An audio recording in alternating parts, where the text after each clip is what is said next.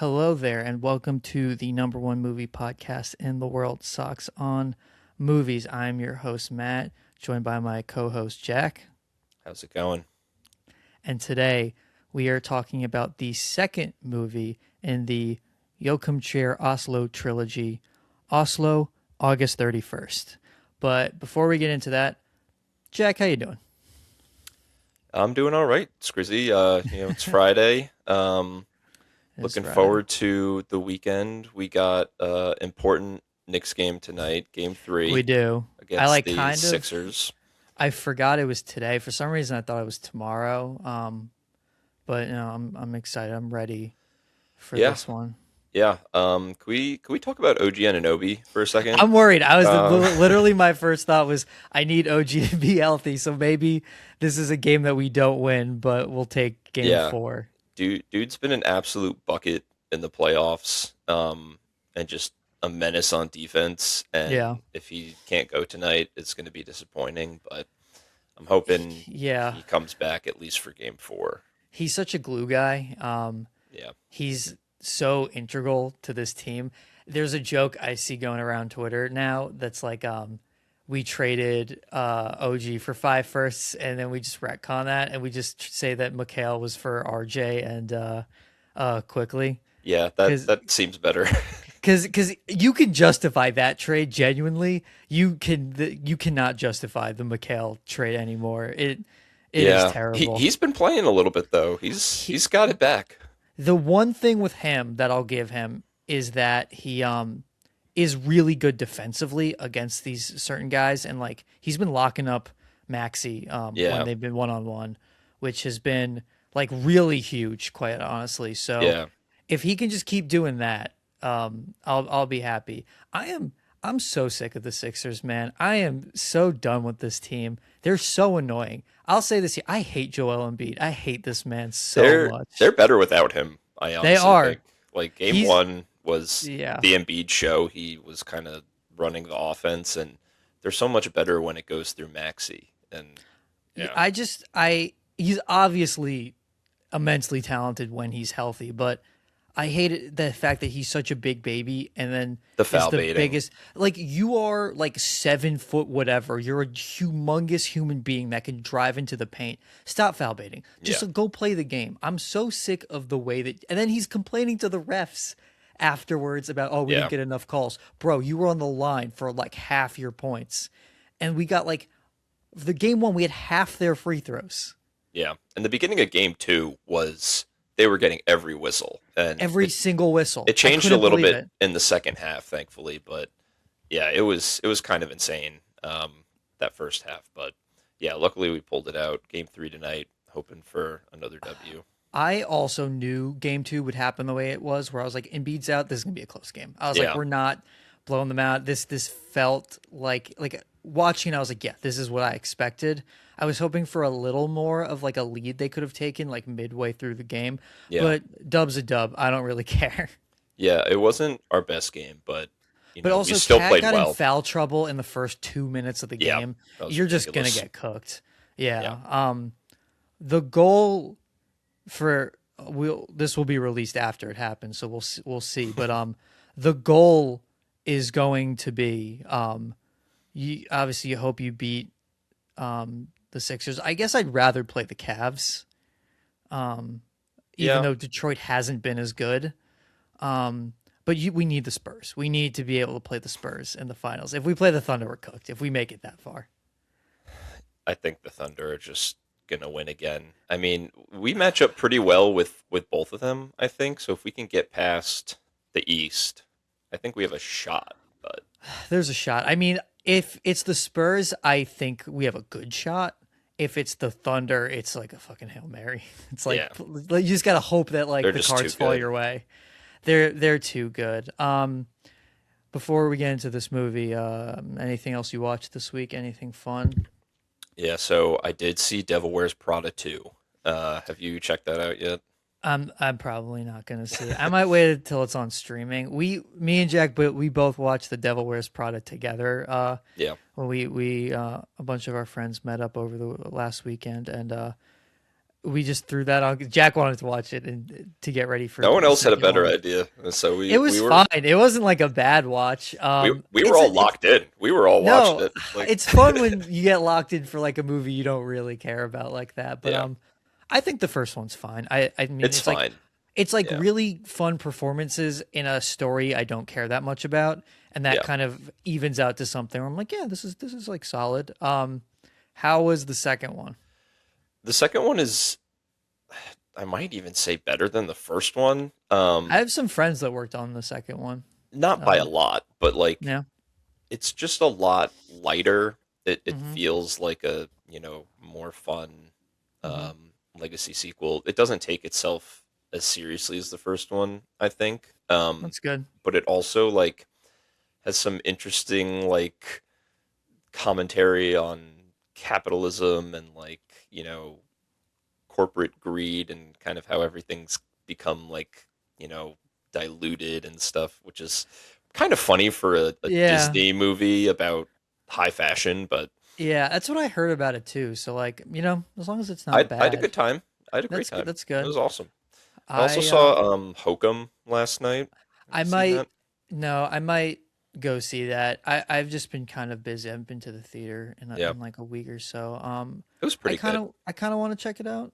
Yeah, Um, it's definitely worth seeing. Didn't blow me away by any means, but I've it's heard pretty very good. like mixed things Yeah, about it, good and bad. So, I mean, I always like an interesting horror movie at least, so it might just be worth checking out. yeah. I watched, what did I see? Marie Antoinette, Okay. the Yeah, Sofia Coppola movie. I was looking for something to watch, and I was like, I don't really know. Sometimes when I eat, like I want to watch something like a movie, but I'm like, I want to see something in English so I don't have to keep looking up at the yeah. subtitles because my head's gonna keep being down. I'm gonna miss stuff. But I was like, I just want to watch something a little interesting, and I was like, I keep hearing about the Marie Antoinette, or I've just heard good things, and I've seen almost every other Coppola movie. I just haven't seen Somewhere. Um, and then I watched the trailer, and I was like, wait, this looks like so much fun. Um, and it ruled. I thought it was awesome. I like really loved it. Gorgeous looking movie. I'm not always the biggest Sofia Coppola fan. I mean, her vibe is very specific. Yeah. And I haven't loved all her like recent movies as much. But I don't know how many of her movies you've seen, but her vibe typically, I mean, her thing is that like making these kind of melancholy movies about like women, like upper class women. Yeah. And the idea of like, just because you like have quote a lot doesn't, kind of mean that you're just okay or something. And like, I feel like her films explored that in like very different ways, throughout all of them. But I like the fact that she transposed that idea onto Marie Antoinette, a woman who was married at 14. And I think it's like a very, it's not like a necessarily like accurate movie. But I thought it was a really interesting way to portray the idea of like loneliness at that highest of levels and kind of it like something that only she can kind of understand. Yeah. And it looks so good. Kristen Dunst is like incredible in it. Um, and the soundtrack is awesome. It's like modern music. Like she's like it's almost like she's listening to the Strokes and stuff like that. It's a really interesting movie, and like it was tons of fun, like fun performances, tons of guys in it. Something I'll probably talk about on other episodes. One of my favorite genres of movie is oh that guy movie where you don't even know their name or you do or you're like oh my god there's just like a million faces in this movie that I recognize Yeah. and I always love that. Yeah, I haven't seen this one, but it's been on my list for a while. Seen a handful of Sofia Coppola movies, and yeah, kind of just depends on the vibe. I do really like the Virgin Suicides. I like that movie. Yeah, not the biggest fan of Lost in Translation, actually. But yeah, I I do. haven't seen that movie in like a long time. I remember liking it, but I was 16 or something. So I who's to say? Yeah, I do feel like I would enjoy Marie Antoinette, so that is going up Worth higher on the list. it's worth it because it's like surprisingly fun. Yeah, Like it's there's like sadness to be had, but like it's surprisingly about like, oh, look how much like this fun, charming girl is trying to make of her situation where she's just kind of thrust into like, okay, now you're the queen of France Yeah. out of nowhere. All right, but let's get into the meat and potatoes of this episode. Oslo, August 31st. So I guess maybe to start, would you want to quickly touch on Reprise and just like how it's the first of the trilogy of films. Yep. It's his first movie, Yeah, it's his first feature. 2006. Yeah. So I guess in this episode we'll mostly be focusing on Oslo August 31st, but we are going to kind of touch on Just to give an idea of kind of where he came from and then where he kind of goes after this movie, a little kind of bookends to kind of the meat. yeah. So yeah, Reprise is a 2006 film, co-written with Eskil Vogt, as I think all of his films, or at least the Oslo trilogy, are co-written with him. Hmm. Um, and this film follows two guys in their early 20s. They're both writers. They're working to get their manuscripts published. One of them is played by Anders Danielson Lee, who is in all of the other Trier movies in this trilogy. And the He's other one, awesome. he is great, yeah. And one of them, the other one's played by, I'm going to butcher this name, but Espen Klauman uh, Hoyner, I like the I think. accent you put on Heiner. there. That's a good Try try. to try I to mean, try to give it who's a to little bit, yeah. who's to say? Don't want to, butcher it in my American accent, but yeah, it's a really sweet film about um this friend group, but mostly these two guys and how they're kind of coming into adulthood, struggling with getting their work recognized. So one of them, Eric, is kind of struggling to get published, while Philip gets his first book out pretty quickly, but he is kind of struggling with like, psychosis and stuff, and is hospitalized for a while. So they both are kind of dealing with their friendship, and navigating, their romantic partners, as well as their professional careers and mental health and stuff like that. And um, In terms of style, um, do you feel like when you watch Reprise? So I haven't seen Reprise. It's the one I'm missing from the trilogy. Do you feel like you see his style in there, or do you feel like it really like evolved over time? Because sometimes you watch a first movie and like it's not all there yet. yeah, How much of like what he's become as a filmmaker is like in that first movie? I think a lot of it, you can tell he is interested in making like very humanist films where Mm-hmm. a lot they're character driven. They're very emotionally rich. It's kind of just about like the quiet struggles of life, and trying to find yourself. I think that's probably the most clear theme across the Oslo trilogy, is like trying to Yeah. figure out who you are and your place in the world.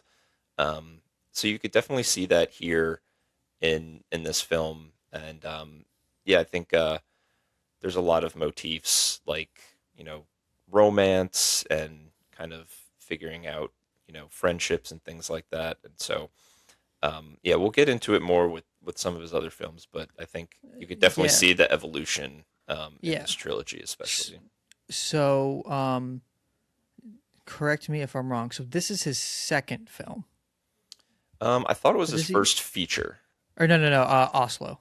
Also, yeah, I believe that's his second film. Yeah, This is a check real quick. Because 5 years in between movies, so it takes him a little bit to like to make the next one. yeah, Because he's worked like much quicker since then. Yeah. So Reprise is 2006, and then it takes 5 years to get this one off the ground. Um, but so Oslo, August 31st, loosely based on the 1931 novel Will of the Wisp by Pierre Drew Leroche. Um, good and pronunciation there. there's also a movie that was made, like a different movie that was made based on the book, and um Trier talked about how he watched that movie and then went back to the book, and they made sure that they didn't adapt the movie, that they just focused on the book.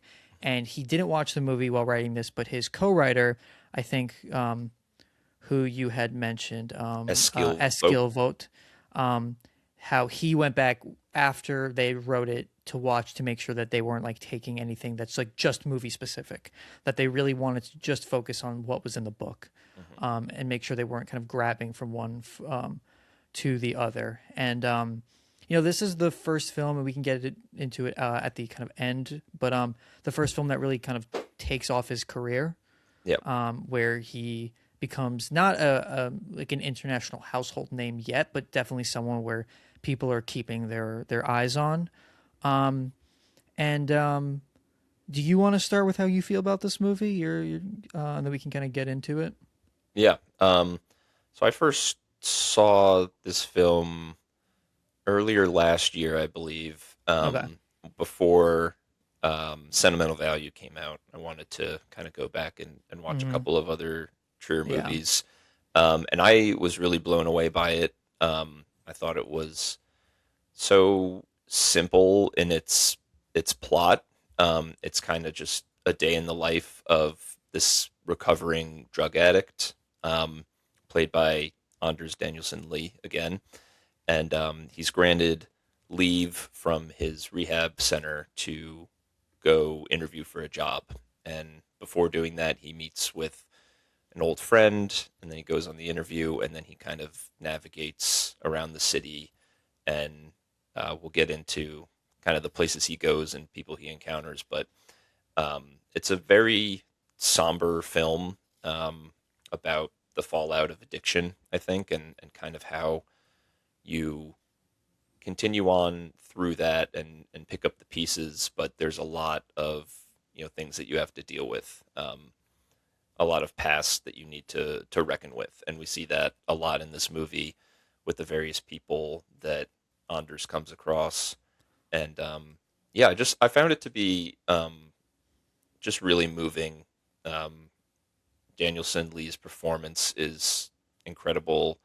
I think he's really good at just portraying someone who's really broken and has a lot on his mind and just can't seem to figure it out. Um, and we see that a little bit later in The Worst Person in the World. But yeah, just a really great performance from him. And I think the film approaches his character with a lot of sympathy, um, but it also, in some of the things that he says, um, is very like he's very critical of himself and kind of knows the ways in which he's hurt the people around him and doesn't really pull any punches in its dialogue. So I think it's just like a really excellent film. Okay. Um, so I guess my relationship with Joachim Trier is I saw Worst Person in the World like kind of right when it came out, Yep. back in like 2021. And I hadn't heard of him before. I didn't know who he was. I'd heard it was a big deal.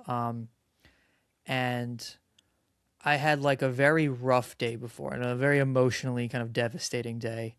And I saw this movie the next day, and uh, Worst Person would completely knock me out. Just blew me away. It felt like the Yep. first time I was like felt seen by like a modern movie, like about modern times in a while, and it really really moved me. And I saw it again in theaters like a few weeks later. Just a really special movie. Renata Reinsve, just kind of becoming like almost immediately like an indie household name. Yep. That was my first real foray into Anders Danielson Lee. Hmm. And yeah, I was just like, this guy's awesome, and so I was really excited for Sentimental Value, a movie I like quite a bit. Maybe not as much as Worst Person in the World. I just think what it's talking about that movie is maybe less interesting to me, even though I like it and it's structurally a bit odd. But it's a good movie. I Yep. think it's a good movie, and so I was like, oh, I want to see his other movies, and we'll get more into it later. But his English movies are kind of not as well regarded. So I was like, let me stick to, the Oslo stuff. And so I was like, oh, I'd really like to see, his previous Oslo film before Sentimental Val or Worst Person in the World. And I didn't love this movie. I It kind of just bounced off of me. I just found it to be a little dull, I guess is the best way to say it. Like everything you said, I understand. Hmm. Like on paper, I'm watching it and I like get that it's like, all these things. And there's some great scenes in this movie, but I found a lot of it to be a bit cliche. I found it to not really do anything particularly special outside of a couple scenes and maybe like some of the performances. I didn't feel like where his other movies I felt like tapped into something that was like I hadn't really seen in other things before. This to me felt kind of like another sad European indie film that I'd kind of seen similar things of. And there's things I like in this movie, but I think the standard I had kind of set in my head for Trier was not really met in this film. And as it went on, I was kind of just like, oh, okay, sure. Was more frustrated at certain points than kind of moved, even though I think there's good stuff to be had. So this will be interesting to kind of Yeah. see how we kind of fall into certain parts. But I guess to start, I'll say I like the opening a lot. Um, I like how every single movie of his I've seen. I don't know if Reprise does the same thing, but I like how this movies start with narration. I really like how it sets the table. I think this narration's interesting because Yeah. it's not about him. And maybe it is in the sense that it's him and his ex-girlfriend kind of communicating, and it's something that like isn't told that it's that, but it is maybe setting the table in the sense that like it's these two people talking about the city they love and like their connection for each other before the meat of the movie, before we actually get to meet Yeah. Anders. I don't like, how do you feel about that opening? Yeah. I like it. I think it does a good job of kind of getting you into the headspace of the film and, Yeah. talking about the city and kind of how it can be a, reflection of his past in a way, and going to all these places, bringing up these memories. I think it's a very like a very like strong themes of memory in this film, and Yeah, so it, I it I taps into that. totally like got that at the beginning too. Like I was like it's not like it made me nostalgic for Oslo. I mean Yeah, I like that line where it's he said melancholy is better than nostalgia. yeah, I think that definitely bleeds into this movie, but it made me like I'm in my 20s. It's making me nostalgic for a time I'm living in currently. Like I will look back on it in the same way of these kind of like momentary thoughts and feelings. And I think as the movie goes on, you can feel the feelings of the narration almost lingering yeah, in the character. yeah. And You there's know, there's several other voiceover moments that we'll talk about that are interesting too. But yeah, I think this one does a good job of kind of setting up, the ethos of the film.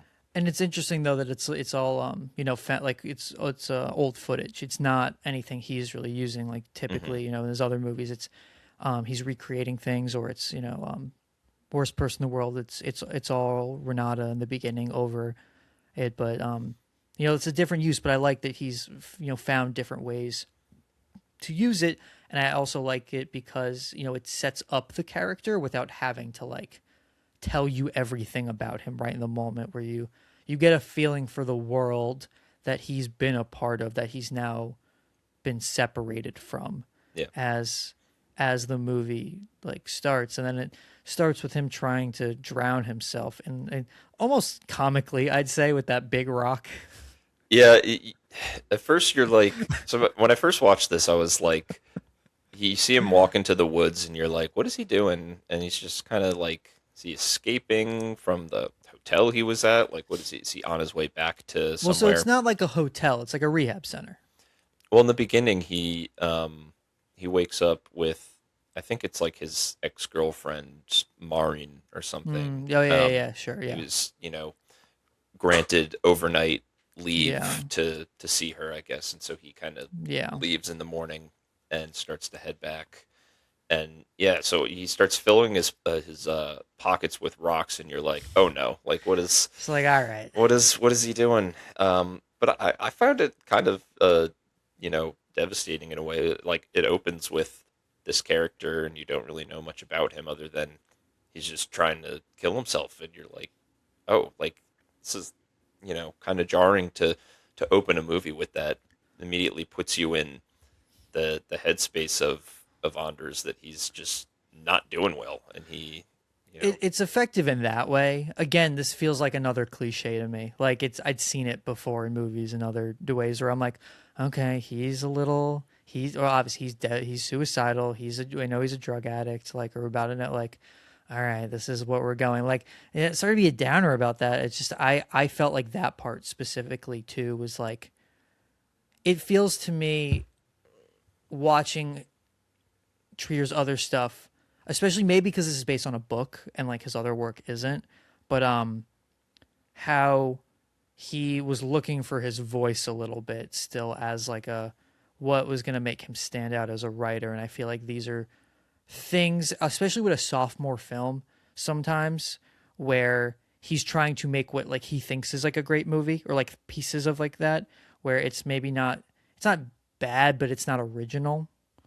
Um, kind yeah, of I guess that's fair. It's not maybe the most original like plot and opening, but yeah, I do find the beauty of this film to be in the characters and the performances and kind of and just the I do like those. I think a good analogy would maybe be, and I think the movie I'm going to talk about is a better movie. But when you watch like PTA's Boogie Nights, his second film, and I think that film is fantastic. But you feel a lot of other movies in that movie. Like you can feel it's like about a guy that's watched like it's made by a guy that's seen a ton of different movies and loves Scorsese and Allman, and you're like, okay, like this isn't like original necessarily like the opening or whatever, but like it's done well, or you're like, this is fun to watch, but like I know where he's drawing from.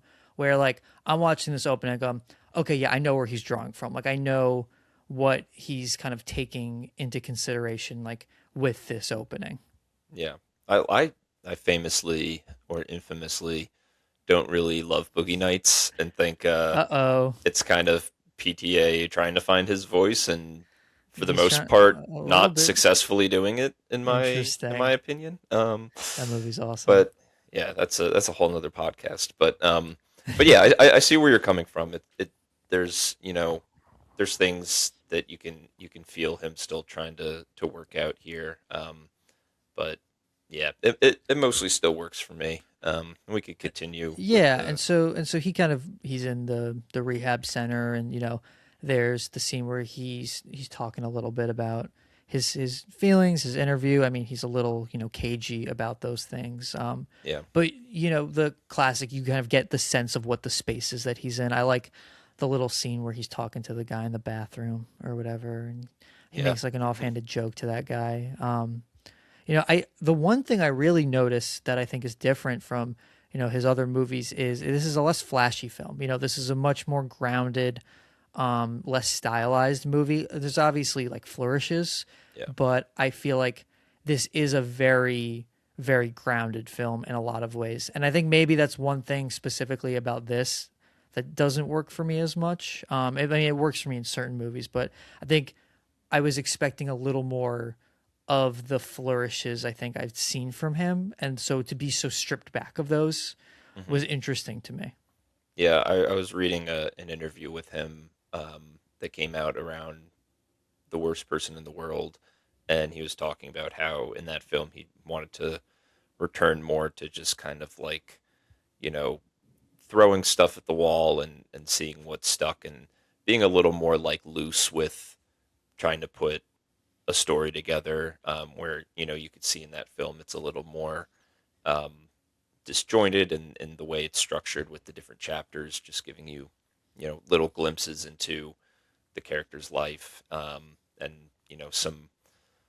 some fun stuff with like the freezing of time and the mushroom trip and stuff like that. So Yeah, he gets a yeah. little more fun with it, and yeah, this film plays it a lot more straight. But I like both a lot. I think both are very effective. I mean, a lot of people like this movie. I might Yeah, be in the minority a little bit. Real quick, let's talk a second about Anders Danielson Lee. I mean, not yeah, like a guy that's like, super famous, but in the space now, in like the film like art house space, he's become a name. yeah. And it's pretty much through these movies. Hmm. I first saw him in Worst Person in the World. He's Yep, briefly in Sentimental Value. yep. I wanted a little more of him just because I love I his did too. chemistry Yeah. with it. And I get it for the movie a little bit. I think maybe that's the thing that was like, don't give me him if you're just gonna like give me like two scenes of him or three scenes. But he's in Personal Shopper, a movie I saw I think last year. A good movie. I like that movie quite a bit. He plays like a prickly guy in that one. And then he's very good in Bergman Island. I don't know if you've seen Bergman Island. I haven't, but I really do because I really want to because isn't Vicky Krieps in that as well? Yeah, An actress I love, and yeah, obviously Anders, like, that should be enough right there. I gotta tap yeah, into that. and Mia Hansen Love is like a pretty well respected French filmmaker. Bergman Island, side note, very cool movie, very like interesting. He's awesome in it, and Mia Wasikowska is awesome in that movie Hmm. from Alice in Wonderland fame. I think she's like kind of unbelievable in that movie, but he's really good in that. And then, so like I'm just looking at his credits, and he's in a lot of just kind of like nothing. He's not in a ton of movies, but he's in July 22, a movie I'm not going to watch. But he that's the movie about the Oslo massacre. Oh, Um, okay. I don't know if you know about this. No. It's I'll read the description. On July 22nd, the title of the movie, 2011, a neo-Nazi terrorist, Anders Bering, I don't know, Breivik, he murdered 77 people with a gun at a Labor Party youth camp in Jeez. Oslo. And yeah, it's the greatest like massacre in like Norwegian history. And he plays the killer. Um, Damn. so interesting role to take on, specifically, but that's kind of like that. And it's directed by Paul Greengrass, who made Captain Phillips and the Bourne movies, and from everything I've heard, it's not good, and it's maybe no, we shouldn't have made a movie of this, but Yeah, I would it's say so. Yeah. it's just interesting, kind of. So I don't know if you know this, you probably do. He's a doctor. I did read that. Yeah, he's a medical Yeah. doctor. Yeah, so I found that out during the making of, or like after seeing Worst Person in the World. He's like a practicing doctor. He like will make these movies and then go back to being a doctor. Like he's a very interesting guy. That's why he's not in a ton of movies. Yeah. He's a doctor, but Very talented individual. I think recently he's been doing a little more acting because he's been more sought after. I mean, he's super tall. He has a very cool, specific look. Um, and Trier has said that it's kind of been that's been his kind of like guy to like kind of place himself into movies, Yeah. where he sees a lot of himself in Anders. And maybe Anders is a little better looking. Trier's not a bad looking guy, but obviously Anders is the face. Yeah. And it's interesting to see how he, I listened to an interview where he talks about Worst Person in the World, and he sees himself as that character in the movie. Hmm. Like he doesn't necessarily see himself as Renata's character, and I thought that was really interesting, Yeah. because he's more of a minor character. Just kind of how they've evolved as a collaborator, like collaboration over the years, and so yeah, he calls Esselin, is that how you say it? Um. Well, I think Eastlin? I think that happens after he visits his friend Thomas, right? or do Does I he have call that her wrong? first? I think he calls her like one time before, maybe, and then you might be Maybe. right. There might Um, be like some kind of monologue over or something where maybe they mention her at the very least. yeah, Um, but maybe this is like maybe my favorite like chunk of the movie is after he yeah, leaves and he goes to meet with Thomas and then enter into the interview. But I found this to be a very kind of like raw and like honest movie that felt more like a lot of the stuff that he would kind of get to later on. yeah. This is the part that really hooked me the first time I watched it. So yeah, he gets his leave from the rehab center to go into the city of Oslo for his interview, but he stops by his friend Thomas's place, who's married, has two kids, kind of living a pretty domestic life, and they talk. The Real three of quick them. about Oslo. How do you feel about Oslo watching this movie? Like, how do you feel I, about the city? I was just reading an article about how it's kind of become like a cinephile town where people are visiting because of these films, and so Interesting. I kind of like would like to visit there, but I think what's charming about it is that it's kind of just like a normal, unexceptional place. But you build these incredible personal stories and set them there, and you know, there's something about it that is very charming and romantic in a way that Yeah. makes you want to go visit there, even if there's really nothing spectacular about it. I think it's considered like one of the safest places in the world. Or it's like the least amount of depressed people or something like that. Which is Um, funny because all his films are his about, movies about how depressed yeah, they are. It's something like that. But I watched this movie and I'm like, I don't know, man. Like, there's something about like the European like lifestyle. I mean, there's something charming about it, but also whenever I watch these movies, there's simply like a little sad about it. Not that the American lifestyle is that much better or better at all, but yeah, definitely not. maybe it's the sense that like I don't. I think maybe what it is actually saying it out loud is that a lot of these European films I think are better at encapsulating kind of the melancholy of just being alive. Yeah, Like they capture it a little better than a lot of the American movies of like coming of age typically do, where you kind of just watch him sitting with this his friend and the kids, and it's like there's just something like you can just tell there's something missing. Not that it's bad to have kids, bad to have this family, like there's nothing wrong with any of it, but that there's like everyone is just missing something. There's like everyone is like wanting a little more. yeah. Well, there's definitely a tinge of melancholy and just kind of like the the normality of day to day life, and I don't know, maybe this is more of an American concept that like life has to be exciting all the time or like special, like every moment has to Yeah. be special in some way, and there's something like you know beautiful about just like a quiet domestic life and having you know unexceptional problems and just like you know being a little bit depressed, but like it's normal, and you're just kind of getting Yeah. through it. And Well, maybe the other thing is also like they're in a world where, Oslo's not the center of the world. Like we're like at the center of world politics and, entertainment and stuff. So it almost feels like we need to be a part of that in a sense, yeah, where they don't have that. So a lot of their world is like we're in this small country that like is, quote unquote, like unexceptional. Like it's a good country. It has good things. It has, like it's a relatively wealthy city. But it's not like they're not like we're the center of everything. Everything's being made here. Every art has to be exceptional from here. Like I think that maybe takes the pressure off in a way, but maybe that's because of that it feels different when we're watching it because the energy that they're bringing to like their life is kind of is foreign to us. yeah, yeah. It's kind of like hard to imagine. I guess you've spent some time like studying abroad and stuff, but Yeah. um, it's hard to imagine for me like living in another country.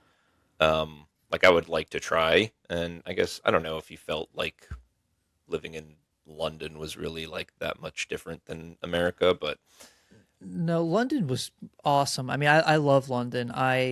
Would like I would live there for sure. yeah. The But in big terms, difference is like, I mean, this is dumb, but like I couldn't watch my games. Like I couldn't watch like the games at like a normal sports, time. Yeah, yeah, like sports would be the killer, and then like other little things. But like generally speaking, it's easy because it's an English speaking country, and like yeah, I think more than like most cities, I think it's very similar to New York. yeah, Um, and it has a lot of life going on, but it's a little quieter. And I love it. But when I've traveled to a bunch of other countries, I mean, the closest I've been to Oslo is Copenhagen.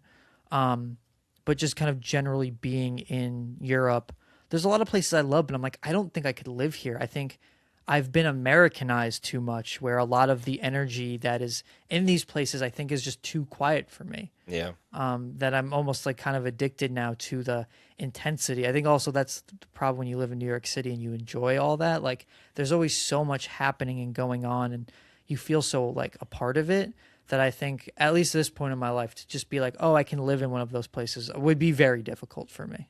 yeah. I think that's fair. I right now I definitely seek balance, so I do want to be in the culture and being around exciting things, but I also just I need some downtime, So I wouldn't mind, Yeah.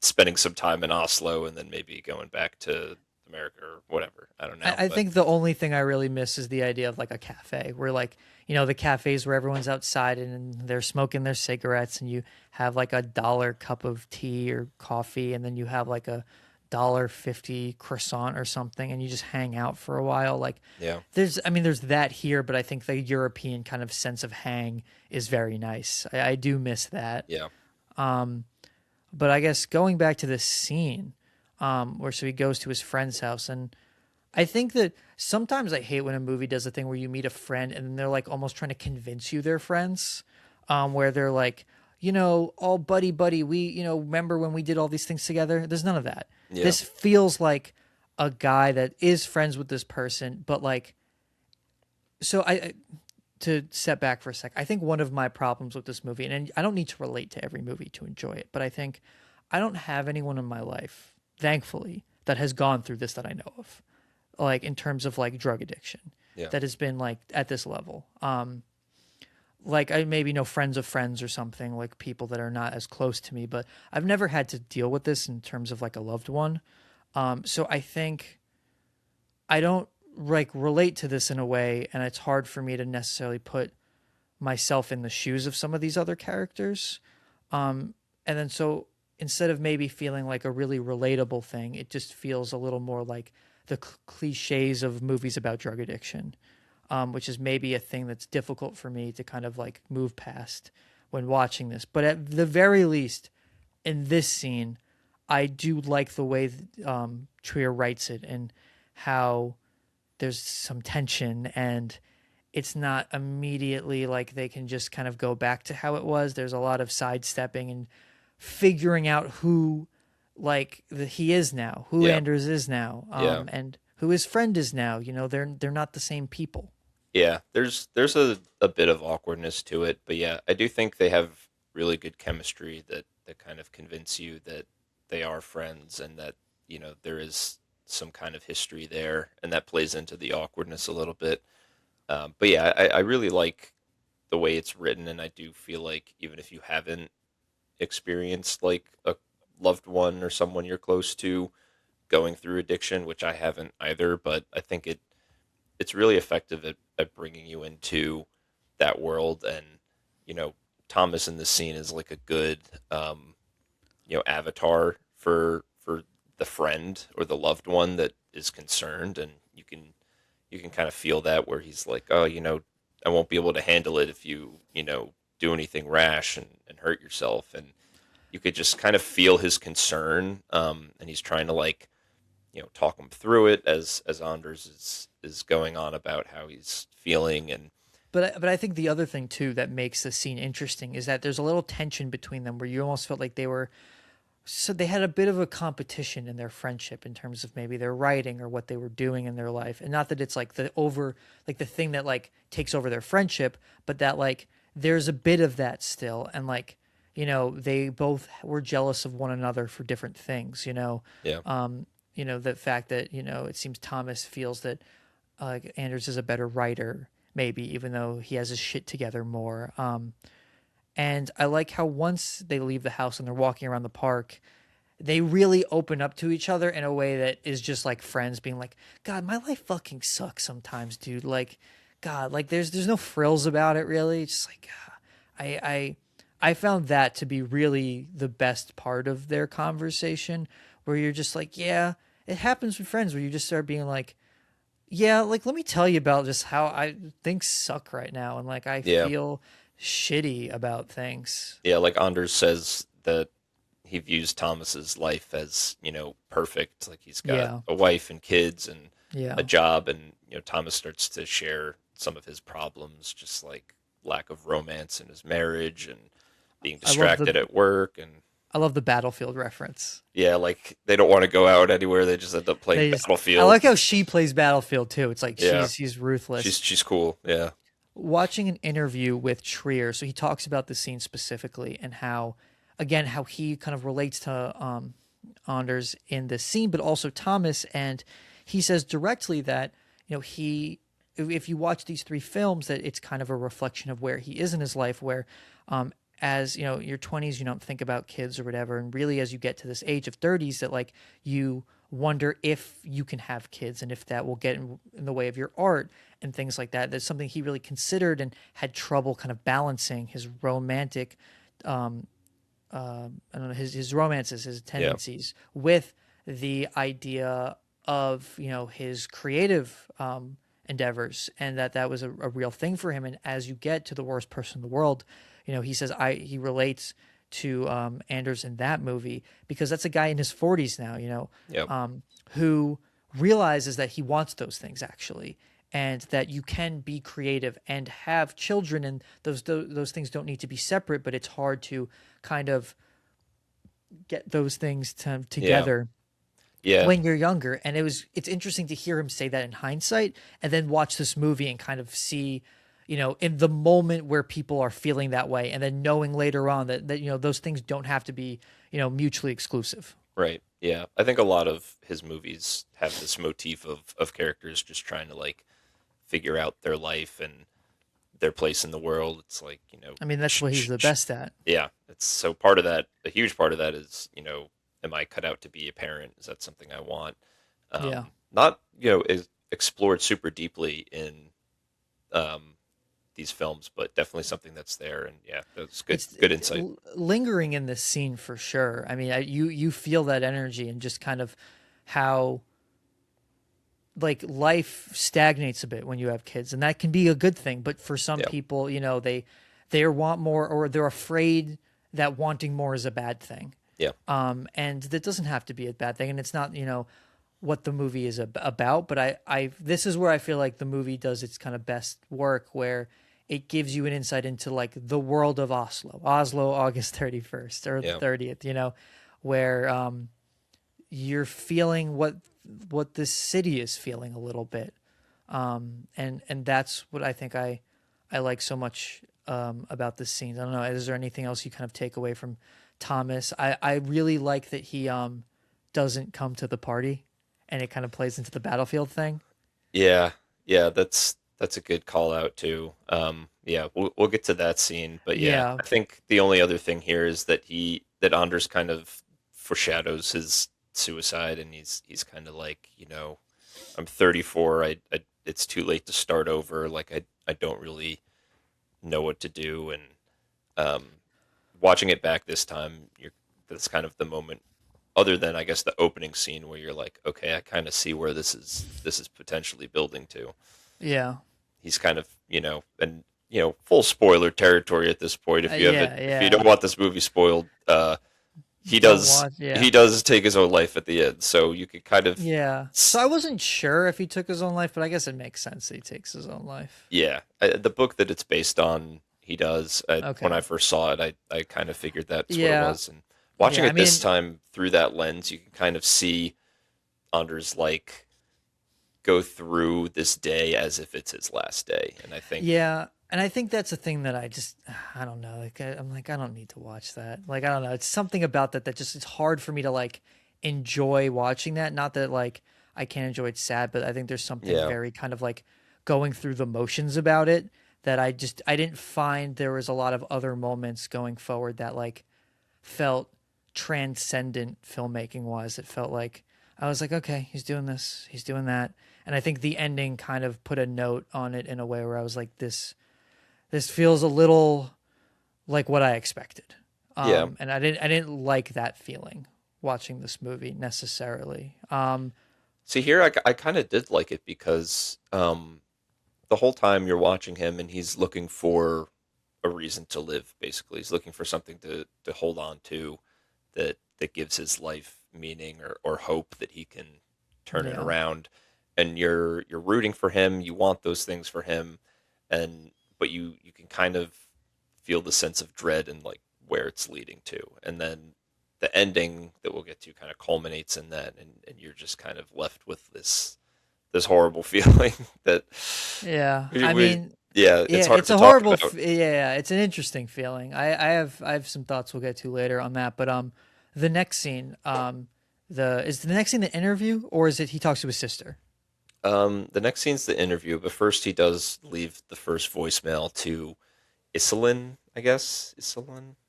His estranged girlfriend, I believe. Yeah, and I do like this because I think like, and you realize later she's in New York, that Yeah, she's not here, and having gone through in when I was like 19 ish 20 like a relationship that kind of ends and then the other person's like across the world, something similar kind of happened with me, and that feeling of like this person really isn't your life anymore, and it wasn't about drugs or anything, so it's different, but the idea that there's a person you feel like you want to be close with that is across the world, and really he knows there's no like nothing that's gonna happen here. And he's in yeah, denial, but like he knows. I like that there's a part in I think the interview where he calls her his girlfriend, yeah, even though is well aware that they're not dating anymore. And I think that really speaks to like where he's at mentally, where like he feels like he needs her or something. But also, we didn't talk about this actually in the conversation with Thomas. He says he doesn't actually love her, or is it Miriam yeah. he talks about? I think it might be Or both. I think he says yeah, he didn't feel any like desire for Marion, and that I think he says he never loved Michelin, and Thomas is like, that's not true. Like he calls him out. He's like, I've but I seen it. kind Like of, but in a way, I believe him too. Where I feel like I don't know if he loves her. Like I never go through this movie maybe knowing not that. currently, but I think before a lot of the bad stuff happened, he probably did. Yeah, that's it He could be might just clouded by be like that. you said in denial about it. But I think like a lot of the calling for her is like maybe a sense to get back to normalcy or to like ground himself. I don't know if he loves her, and I think a part of that is as an addict, I think it's him trying to kind of grasp at certain things again. Yeah, And so you can say maybe he does love her and he's lying to her, but I don't know that moment where he says he doesn't. I believe that a lot. It feels very like blunt in a way where when he's going back to call her, I mean, it's a cry for help, I think, more than I love you. yeah. Um, She's one of the reasons that he's looking for to stay alive and to keep yeah. going. But I think the actual that tension of like, does he actually love this person or does he just kind of need her right now is one of the more interesting things about this character. Hmm. Because I think it's not as black and white as, oh, this guy is just like in love with this girl. It's like this was a relationship that didn't work and he like struggled in it and clearly like has mixed feelings about it, but like he's still like going back to that well, and Yeah, like why is he going back to that well? And I don't think the movie is cut and dry on that, and I think that's one of its more like interesting qualities. yeah. There's definitely a lot of ambiguity about their relationship. We find out a little bit more later, but yeah, I do think it's one of the more interesting parts is that he keeps calling her, trying to reconcile something, if anything, that they might have had. So So the cafe, right? The or we or could you go. want to go to the interview? Yeah, touch on the interview real quick because I think it's Oh like no. Oh, we did. I literally just for some reason kept thinking the cafe thing happened first. You're right. The interview is maybe like it's maybe the best scene in the movie. I think. it's definitely the turning point where It's the most essential scene in the movie. yeah, For sure.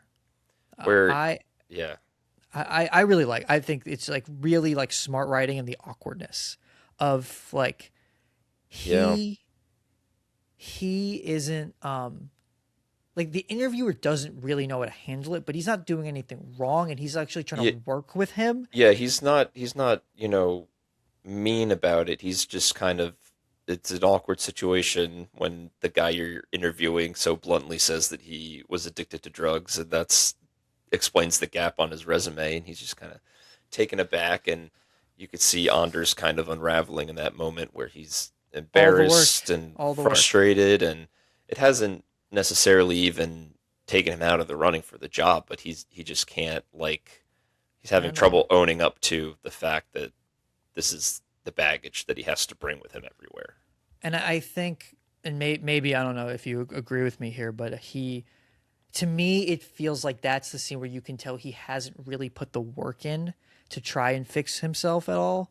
Where, there's such little preparation for this moment, Yeah, where he has not really interrogated his problems at all, and or enough. And the second it becomes anything, he is again like completely unravels. And yeah. you Like know, like I'm not an expert on like the recovery process, yeah, but I think it does just go beyond being clean, which he's been for a yeah, while. But hmm you know, and it sounds cliche, but like there has to be some self acceptance, and you can yeah. kind of see in this scene that he hasn't worked through that completely, and he hasn't forgiven himself for the things that he's done, and he's still carrying this load with him that he's embarrassed by. 100%. And the before that, you can tell that like the way he talks and the way that he his resume, like before that, like he seems like a good writer and like he's smart. Like you're Yeah, like, oh, this guy has something going on. Like he has maybe a good writer of articles. He has a good sense of this magazine. He's honest about it, yeah, and you're like, oh, like this guy's got something going on. And then I like just how the interviewer is just kind of like, oh, like okay, like trying to process in real time. But I think it's interesting how when he's talking about drugs, he gets like, I think the thing a lot of people do when they're a little overwhelmed is he goes like a little, like he goes overboard describing it too, where yeah, he didn't have to do all that. And then yeah, he just starts going, heroin, whatever I can get my hands on, like in an angry way, almost like, how dare you ask me?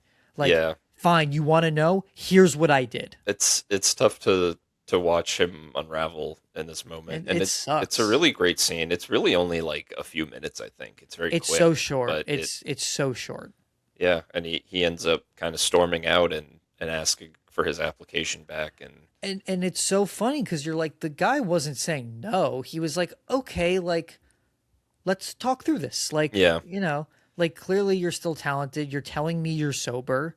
Um, like I think it's smart. Like it's smart the way it's constructed, where you feel like there's still a moment of hope for him, but he squashes it yeah, himself. he won't let it happen because he hasn't forgiven himself. He hasn't moved on from this his past and stuff, and yeah, It's such a punch in the gut. and he doesn't. I think in deep down he doesn't even really want the job, or maybe he just won't let himself have the job because he feels he doesn't deserve it. There's a lot going on in his head there, and it's pretty difficult to watch him kind of burn this bridge in a couple It's seconds flat. devastating. Yeah, Yeah, that I like did like the head smack. I was like, Dude, come on, yeah, man, it's I'm rooting tough. for you." And then so this is when he after he goes to the cafe to meet his sister, and I was like, so I don't know what I expected. I expected her to be a little like happier to see him, like, "Oh, how you doing?" And she just like does not want anything to do with this guy, like at all. Yeah, well, that's his sister's girlfriend, I guess, is the one that shows up, Yeah, and not, yeah, and he's a little confused that his sister's not there, and yeah, she, I guess they probably don't have the best relationship, his sister's girlfriend and him, because of all yeah, the pain that he's probably yeah, caused her. Um, but yeah, I found it interesting. I don't know if I noticed this on my first watch, but I think she says like, "Oh, you were supposed to meet his sister Nina is her name last yeah, night," and yeah. he says, "Oh, like I didn't show up because I couldn't get leave," which But we is a know lie. he we Yeah, know he got leave last night and he yeah, went to that other girl. Yeah. and so it kind of shows like he's getting into like destructive patterns again. He's Yeah. lying about making excuses for not seeing her, and this is another tough scene because the girlfriend is kind of the messenger in this case, Yeah. and saying how Nina doesn't really want to see him, but doesn't want him to be alone, and is kind of Yeah. just you know Wants the girlfriend to drive him to the house. yeah, doesn't want him to go Um on his own just because she doesn't trust him, and you could see and Anders getting like pretty pissed about that, and yeah. which is understandable from both perspectives because he's clearly unwell, but he's at this moment just been going through a lot and is just kind of spiraling at this point. And it's a very subtle too with you know Anders Danielson Lee's performance. I think like it's not it could be very showy and very like dramatic. It's a very grounded It's performance. it's yeah, it's very mellow and kind of like you see him more just like agitated and frustrated rather than angry, and I think that comes through Yeah. in these scenes a lot. And yeah, like this like where she talks about the like the parents dumping the belongings and stuff and he kind of lashes out over that. Yeah, I think because that's he like a feels very responsible for yeah. them selling their house to Which you find out earlier during the conversation with Thomas, yeah. where he feels really bad about that. Um, and yeah, that like that's a good scene into like is that before or after the cafe? Because I think the cafe scene is important too. The cafe's before this, yeah. And so yeah, to touch on the cafe scene, just like I think this is where you see a lot of what would become things that Trier would explore. And again, in an interview I watched, he talks about how time is always something that, like a lot of filmmakers, he's interested in like finding different ways to use that. You know, obviously he does kind of the freeze thing and worst person in the world, and in there, you know, it's not exactly timed the same way, but how he overhears all these conversations of people, and they're these, you know, relatively a lot of them are sad or kind of mundane conversations. There's one of the girls laughing about the guy, I think, shooting himself, Yeah, um, that was weird. which was, you know, it's dire. And I think in that moment, you're capturing, I think, kind of the melancholy of the people around him or what he perceives to be kind of the uselessness of like regular life.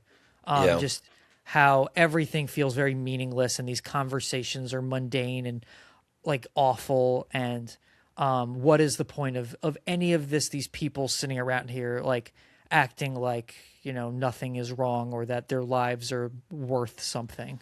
So I kind of had an opposite reaction because I think in this scene he kind of has like a soft smile on his face, and so I think he's hearing all this like trivial stuff and is kind of like this is kind of nice to just have Hmm. these like first world problems, and he's kind of like calming down a little bit maybe, and um, Oh yeah, I guess I I read could it differently because it's like post interview, so it's like him just kind of like not being able to handle like the real world anymore.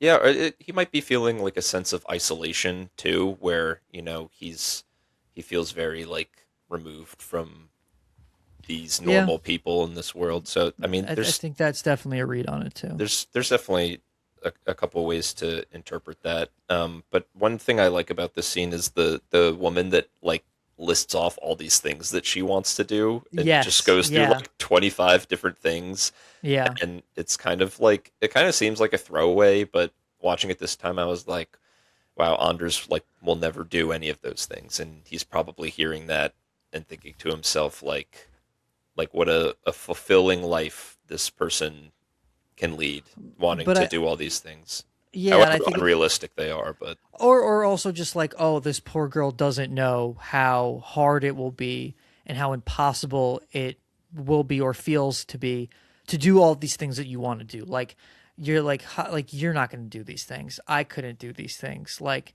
you have all these ambitions for things that won't happen for you, and like how like almost foolish maybe for you to think that like those things will just happen for you because you want them to. I don't know. I think that's this is a read on this it. is an interesting dichotomy that we have Yeah. going here, where you know I think maybe me liking the movie a little bit more makes me feel a little bit Yeah. more like not optimistic given the subject matter, but like um that a lot of these like things might be more positive and Anders views them as Yeah, no, negative, whereas you think they might just be negative. yeah, I don't know. I saw a lot of this. And again, it's through his headspace, but I saw a lot of it as negative. As we'll go forward, I'll talk about that too. Yeah. That like, I found a lot of the things happening just, yeah, very dour. I mean, a lot of it is, I mean, most of the what's happening to Anders obviously is negative, but like, yeah, these little moments of like Yeah, outside world and I um, definitely have the pessimistic view of these things. sure. In I this I movie at normally do least. too, but yeah, I don't know. Something about cinema maybe makes me more The world of optimistic. cinema. I do like how the when he leaves the cafe and the sound cuts and him kind of being able to take in all these moments then cancel them out. Yeah. I think that was an interesting thematic choice. I liked how he did that. And then so after the The restaurant. the restaurant scene with his sister's girlfriend, he wanders to the party. Is that right? Yeah, and you get the voiceover that kind of describes his parents, I think, Yeah. and what they were like. And I don't know, nothing really jumped out at me as too positive or negative. They just But I seemed think like, that's kind of the thing is yeah, that they're just kind of normal in a sense, you know? yeah, seemed like pretty European Yeah. standard parents. Yeah. And I think, you know, this scene in the party is interesting, I think, because first, you know, she's surprised the host to see him. Yeah, And he goes, "Oh, I'm here to see Thomas." And he goes upstairs and she goes, "Have a drink." And it almost feels like just someone telling him to have a drink was all he needed yeah, to have one, and he immediately starts relapsing. I think what did I write? The relapse thing. I was like, oh my fucking god, this fucking guy, and that's kind of when I realized what the movie was turning into. I was kind of maybe hoping it wasn't going to be a like last day type of movie. I was maybe hoping it was a movie about someone like trying to overcome these things, and then I think realizing in the moment, no, this is a movie about a guy now who is going to spiral for the rest of the movie. I didn't really want to see that. And you know, it is what it is. You know, it's the movie that was made. it's But definitely something you have to be in the right headspace for. I think. and again, it's just a thing where I don't always just enjoy that as a movie. Yeah, And I think it has to be done a certain way, like the type of self-destructive behavior for you know the runtime of a movie. Didn't like I didn't really enjoy watching that, or I didn't feel like even though I think there's moments that are well written, like as this movie goes on from this point on specifically, I didn't really feel like it was doing anything wholly unique. That it felt a bit like run of the mill how you would assume this type of thing would happen like going forward. Even though there's moments that I still like largely enjoy, I was like, okay, he at the party now he leaves and he gets more drinks. Now he goes to get heroin and it's like, okay, now we're kind of just kind of step by step through this thing where it didn't feel entirely special anymore.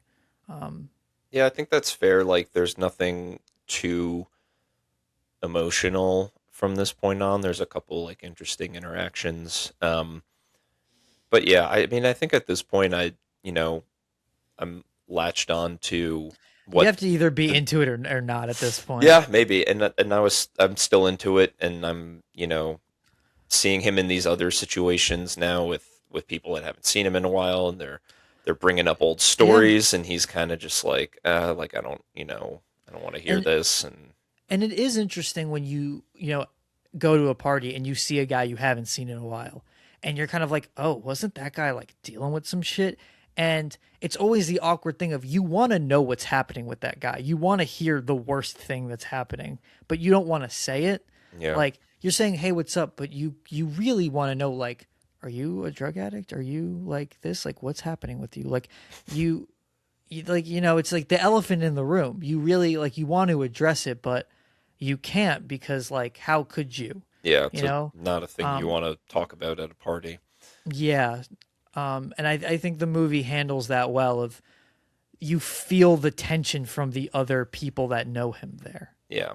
And then especially when he's talking to the host of the party, I forget her name, but I think it's like another old girlfriend of his from like Yeah. way long ago, Yeah. and they're kind of just awkwardly talking about getting older and stuff, and she's like seeing other like like men her age dating younger women, and it, you know, And then also the kid thing, like, am I too old to have yeah, kids? Which I thought was again, like I think like before, the whole thing that Trier I think was dealing with a lot at this time of just like what do you like do with yourself and anymore? Like, yeah, the modern nuclear family doesn't exist anymore, and these things that we feel like we want to have, like should I have them? Is it weird if I want them, even if I'm not doing them the same way? And I think those are like questions worth posing. And I do like that it's more of a idea sprinkled in instead of like the full thing. yeah.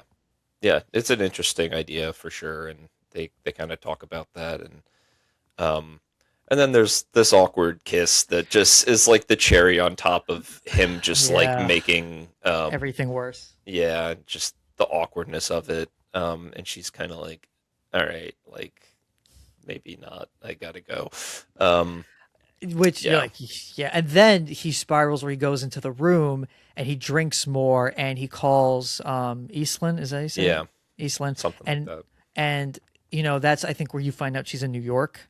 I don't think it was said before, but he's like, I yeah, know, like New York, you're like, oh, so she's like far away. Like this is not gonna happen. yeah. Whatever conversation he wants to have.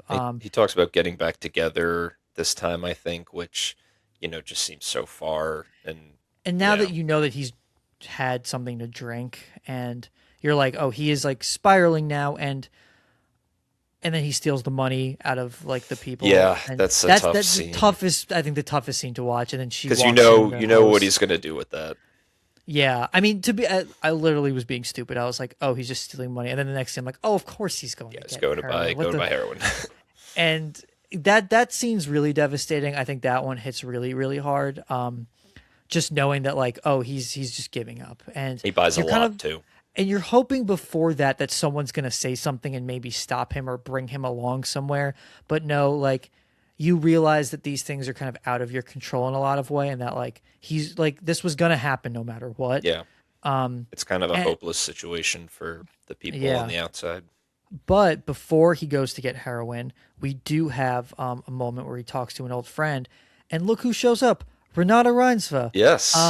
Literally I like shot up in my seat. I was like, oh my god. Yeah. With like a kind of a funny haircut. Yeah. But I mean, love her. She's the best. So like, what a fun! It felt like that meme of the Spurs playing the Heat, and in the background you see that one Golden State jersey. I don't know what you're talking about. Let me see if I can find the meme. But it's like the foreshadowing of her a as the central figure in his world Yeah. going forward. Like, oh, here's this like character that like if you saw this movie and like she was never in anything else, you would not pick her out of a lineup. But Yeah. knowing what she becomes, it's so kind of wonderful to get like these like three scenes with her where she's like the least important girl of the two girls. Where it's cool to kind of get that moment from her. Hold on, I'm looking up Yeah. this meme. I was reading this interview that Trier gave, and he talks about how on the set of this movie, Renata was just like always positive and like always doing something interesting in the background, even though she didn't have like many. I don't even know if she has any lines in this film other than like hello or something. But she was always just like, you know, doing fun stuff, doing interesting things in the scenes, and he like really wanted to work with her again. And then I think he was casting for something else that she like wasn't right for the part or something. But when writing The Worst Person in the World, he wrote it for her. I think just solely Yeah, based on this film, and I think some of her other like acting roles and maybe um, stage performances as well. I But found it. Okay, so this is it. I don't know if I've ever seen this. Oh, dude, it's Game 7, Heat Spurs, and then there's this guy with a golden state jersey. You're like, huh? And it's been used now as like the foreshadowing of the I next get because era. that's before they won all those titles. I This is guess. before Yeah, Steph, that's funny. or like maybe like rookie Steph before he was like really a big deal. That's how it felt seeing Interesting. Renata. It's like there she is. She's coming. She's Just wait. coming. You don't realize like, oh, she's just here for a second. Little do you know. 10 years from now, she's going to be the lead in one of these, and it's going to be huge. And that's actually the interesting thing about these movies too, is like they're very spaced out. And I don't think they were ever really conceived as a trilogy until The Worst Person in the World. But I think the fact that this movie with Reprise is 5 years apart, and then it's 10 years before you get Worst Person in the World. Like Yeah. this is a big gap between a trilogy of films, and I think that like informs a lot of how they kind of move from one to the other, is that kind of space that they take in between them, that it's like, all right, I'm not setting up one then two then three, that they kind of come to Trier in these moments, that like they kind of find their place. Yeah, they deal with the passage of time in a very interesting way too. And I was reading an interview and they talked about kind of how Oslo has changed a lot in the last like 10, 20 years. Yeah. And so you can kind of like, feel that passage of time as you watch these three movies. It's going to be a different Oslo in each film because of all the, Yeah, that's really interesting, and that's yeah, true. yeah, And then so he goes to get the heroin, and so when he knocks on that door, for some reason I thought it was going to be like a girl, or like he was going to like try to get laid or something, like meet one of these girls or yeah. something. But no, heroin dealer, who he knows. And one detail I love: all these dealers in movies always have a big fish tank. Um, it's just like their thing. I also love how like the apartment feels like very naturally kind of empty. Like I've been to apartments that look like that, Yeah. and it feels like this is a guy that lives alone and deals drugs. Yeah. The battlefield, Battlefield callback again. I think great. the dealer asks him like he's like, "Aren't you clean or something? Or weren't you clean?" Yeah, and he And he's goes, just "Yep," like, and he goes, "Okay, here's your heroin." just doesn't care. It's just like, ah, And I think that also pissed me off. But you're like, yeah, he's a drug dealer. Like, why would he say no? yeah. I mean, gotta make your money, I guess. But still, it's kind of eight hundred messed up. dollars. Yeah, he spends or he buys like a ton of heroin, and it's like pretty clear what he's gonna do with that. It's just Yeah. it's irresponsible on that drug dealer's part. Just Yeah. do better. Two better drug dealers. Yeah, come on. Yeah, that part sucks, and you're just like, oh fuck, like, all right, he's done for. Yeah, And it almost seems like him getting the heroin almost calms him a little bit. Just knowing it's there for what he's going to do later. yeah, And then he goes to the bar and he meets up with his boy and Renata and the other girl, and then he's like talking to her, and he's like, "Yeah, I'm a fucking loser. Like, you're gonna meet all these other guys that are like better than me or also yeah. losers. Like, isn't that interesting?" He's just like, I'm looking for sympathy. She's like, what do you do? He's like, I don't do anything. Like, it's just fucking like, yeah, I And don't she's know. still into him. That's how hot he is. That she's just like, you're like, all right, whatever. He's got the juice for sure. And then they go like make out or something. Yeah, they make out. Maybe they hook up. I don't know. It's It's like unclear. not fully clear, but like you're like he still has the juice a little bit. Yeah. But before they leave the bar, he confronts that guy that slept Yeah, with his girlfriend, and forgot about that. um, Yeah, that's a really interesting moment because he's kind of like, oh, I forgive you. It's okay, and he's like, you don't have any right to forgive anyone because I've seen kind of you destroy the people that you care about, and like basically you're the piece of garbage. And yeah. And in the moment, like maybe because you've been with this character, you feel bad for him, but like you're just like, oh, that sucks. Like he would be talked to that way or whatever. Like you know what he's going through, but you're like, yeah, like the guy's not really Yeah. wrong. Like, and it's probably also a lot of like we don't know the full story of this relationship, Yeah. and like it could have been bad where she like genuinely needed somebody else, and Yeah. like it's not necessarily cheating in the same way, and it's like, or if it was, it's like he wasn't there, Right. like it was barely a relationship maybe at some point, and he was there, and like that's his fault for not being there. Like Yeah. that's his fault for being as destructive as he was. And I thought it was funny. I'm like, damn, he like knows all his dirty laundry too. It's like, man, shit gets around quick Small in town Oslo. maybe. Yeah. Small town for sure. Yeah, Yeah. You can kind of see Anders accept it, I think. he As owns it. he's He's saying like, that, he's just yep. like, yeah, I mean, and so in that moment where you're like, oh damn, this guy's, being really cruel to our main character, but it's earned, it's deserved, and he knows it. And then so at the rave, I think they like make out and shit or do whatever. Yeah. And Nice little this rave scene. this is honestly like after this, I honestly gotta clock out of this movie a little bit. Like it Oh, feels very through the motions for me I here. love the bikes though. I love the bike scene. Look, I always love a good bike. Okay, the bike shot I love. That shot that's on the poster of some of the Yeah. movies. It's a great shot, but I think honestly what took a little bit away from me was how inconsequential that girl kind of is. Like Yeah, I mean, well, she's she's not gonna save him. She's no, but I don't know why. I felt like that shot is so beautiful, and I think I don't know. It's interesting that it's kind of this very unimportant woman yeah. that like she's riding with. Not it's one way or the other, I guess, honestly, but it's interesting. Like when you see a poster like that feels like there's a lot of imagery with it. You realize like this is just some girl that like means nothing, and that, like I That's don't what's know. cool about it. It's Yeah, just I like a guess. moment Yeah, in the movie that kind of stands out, and it's like a yeah. very peaceful moment for him. He just like rests his head, and it's kind of like the last night that he's going to have. It's the last kind of sense of peace that he'll feel. I mean, I think he feels it a little bit as he's watching them swim in the pool, but Which a lot of that moment, that and like they stomp on like the space, like the monument or whatever. yeah, All that's very cliche. Like that stuff I've seen a billion times in like other movies about like people on a night out or whatever. yeah. I mean, still It's nice. fine. It's It's fine. It is what it is. But that part, I guess I was just like, okay, yeah, he's gonna do the thing. I think we've all though had those nights where it's like, oh, we're all out late and now it's like the sun's coming up and you're yeah, like, oh, let's go do another dumb thing because why not? yeah. Because They're gonna close the pool tomorrow, so let's swim in it. yeah, life hasn't like started yet really. The day hasn't started. Yeah. Let's go do something. I don't know. That stuff always works on me.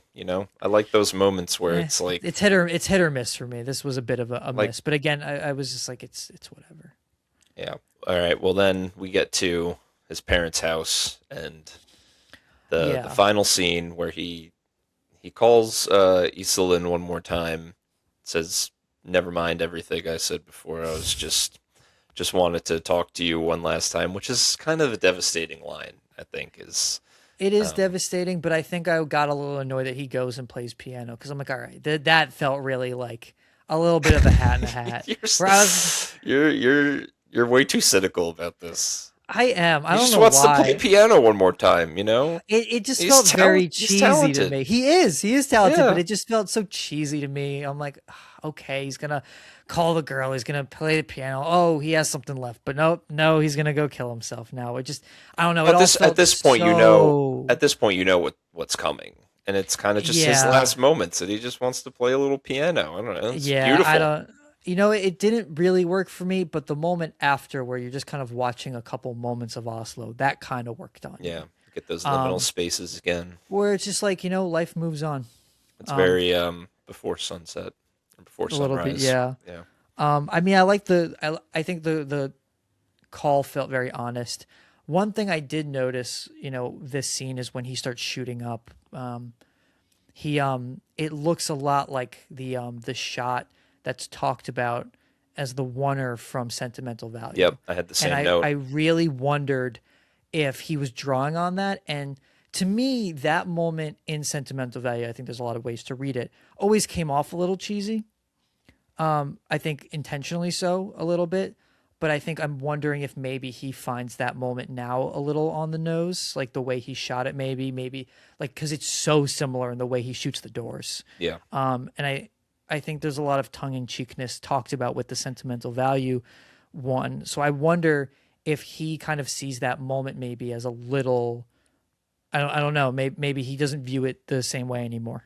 Maybe I'd be interested to hear what he says. But in sentimental value, that's also like in a script within the movie, so it feels like a little bit more cliche in that But that's perspective. why. But that's why I feel like maybe that's how he sees it now because it feels so direct Maybe. with that moment that him kind of playing with that scene again. This like incredibly sad, tried moment that like maybe he is I don't kind of know, being. because that closes out sentimental value, and I think it's supposed to have some sort of emotional impact. Yeah, I have very like conflicting feelings about the literal ending of that movie. Not I like I do bad too. ones, but Yeah. it ends in a spot that I'm not really sure of. And I Yeah. generally I walk out of it like happy, but I'm not like sure how I feel about the ending. I guess this is one thing I'll say. I don't necessarily love the endings of his movies. I my least favorite part of Worst Person in the World is the end of the movie. Um, See, I kind of like it because it just ends. You know. it just ends, and I feel like the rest of that movie, or like let's say 3/4 of that movie, more are like so ridiculously incredible, and then I feel like the ending, it's just kind of like, yeah, this is just like That's the life, end though. now. That's It life. is life, but I don't know. I guess I wanted a little more just because of how much I was getting from the rest of it. It's probably still my favorite of all the endings of his movies, but I think the endings are something I struggle with a little bit from his films. Yeah, I think the ending of Oslo is probably my favorite ending, just because Hmm. it's the culmination of everything, and it just Yeah. hits like a freight train to me. It's Mm. so devastating. Um, but yeah, that's Oslo, August 31st. Yeah. And I will say the piano piece he plays is nice. Yeah, It's very lovely. The house is very nice. But you can obviously, I think it's a good foreshadowing. You can see why the sister didn't want him to have the key alone. yeah. For a Um, split second, I was like, "Is that the same house as Sentimental Value?" But I No, don't and he think has so. the shot where they pull back Yeah, after he does the heroin, and it's so similar. And that's again why I'm like, man, he's drawing a lot from this movie. That maybe there's something there about him kind of reckoning with maybe the feelings of making something so like specifically really, really sad. yeah, And Sentimental Value, is a movie that's I think much more uplifting story about kind of like overcoming things, where this movie's about succumbing to something. yeah, But I again like talking through this movie, even though I don't love it. There's a lot to talk about. This is an interesting movie for sure. yeah. So I hope people have checked it out by now. If you're at this point in the podcast, but So um, I'm seeing you saw Louder Than Bombs. yeah, so I watched that a little while ago. I think it's his.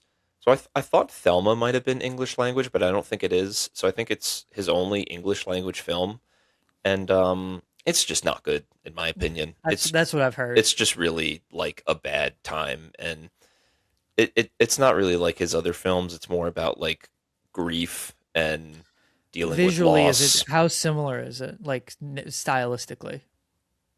like from a visual standpoint.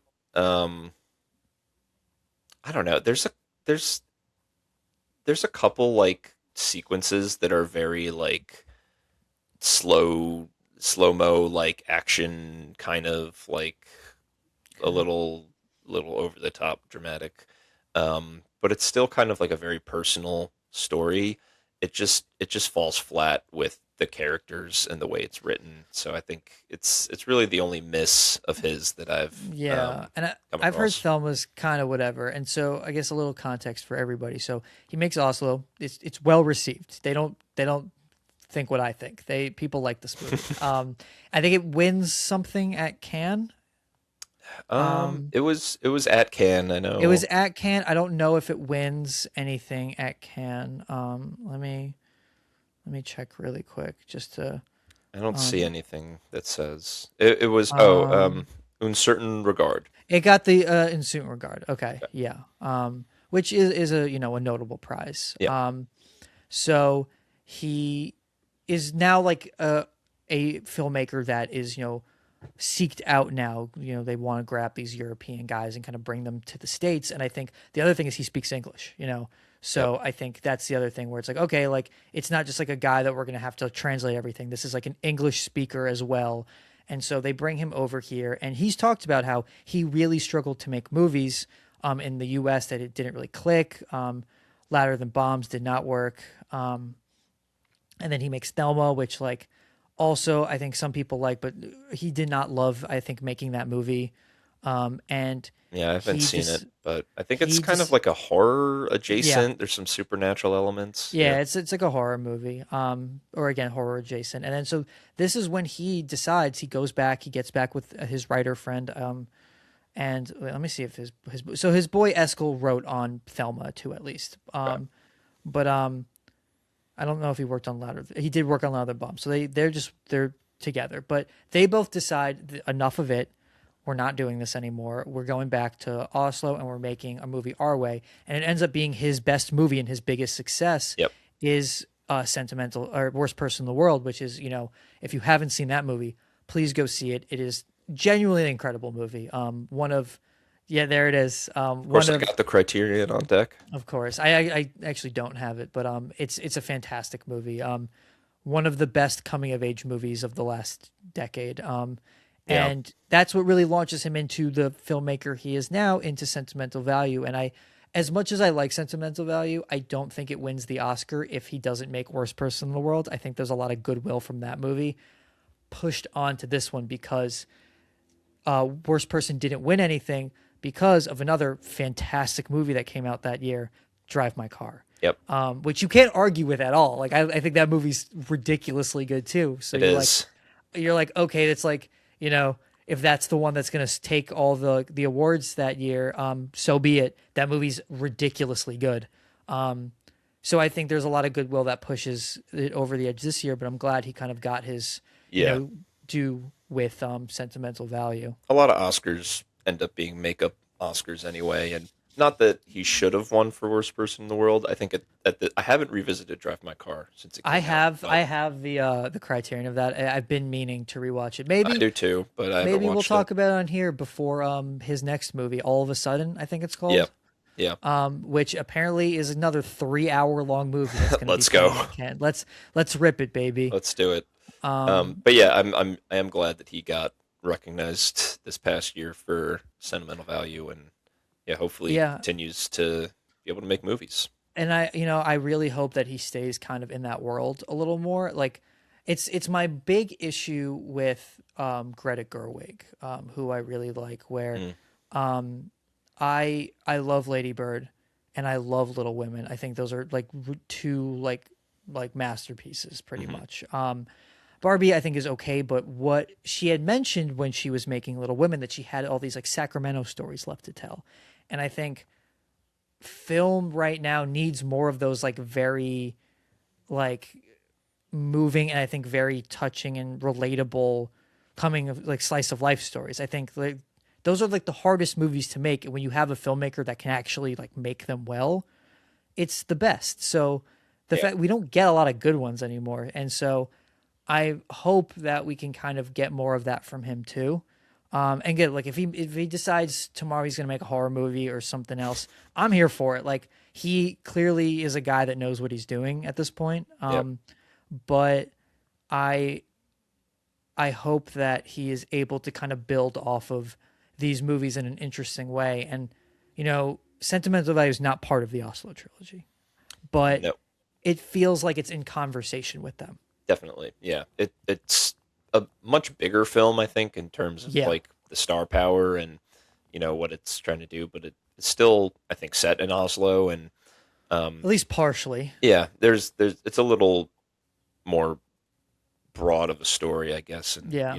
has Elle Fanning, who is American, and you know, Also, so good in that movie. Like very good. Yeah, all four. I'm so glad everyone got nominated for it. Again, not that the Oscars are the barometer for like talent, but like the fact that they were recognized for all their work. I think like Elle, and then I'm forgetting the other supporting yeah. actress name. Inga Inga Ixtada Lilly is one of my favorite Lilly. performances of the year. So good. Like two incredible performances that I'm like so happy were recognized because they're genuinely like great supporting performances. Yeah, I'm gonna pick up that Criterion as well, even though I don't Oh yeah. love that movie. I do like it a lot, but Yeah, still, it's still a good maybe one. not at the same level, but again, like what like a guy that clearly like I think for me when I look at these three movies, he finds his voice more than anywhere with Worst Person in the World, and you can see how he's kind of taken that like a hold of that and is kind of understands I think where his power lies as a filmmaker. Yeah, and very human centered dramas about just trying to figure it out, dealing with the ups and downs of life, romance, mental health, all the things that everyone goes through. He's a really empathetic filmmaker that is really good at telling these stories, and it's really easy to like project yourself onto his characters too. I think just the way he writes with such Totally. with such That is empathy really, and we've talked about it, but I don't think we've really acknowledged like he's a great writer and his yeah, writing like they are two great writers together. I do love a writer partnership. I love when people kind of bounce off each other. yeah, I think that's kind of like the secret power of like a Wes Anderson is that like he writes a lot with collaborators. Like I think like obviously when a guy can just write their own thing and it's great, that's great. But I like when people are like understand their powers together and kind of combine on something like that. And he is like they're great writers. yeah. Okay, so album of the week. All right, Um, what do we got? so I decided to try to pick something that was a little sadder for this movie.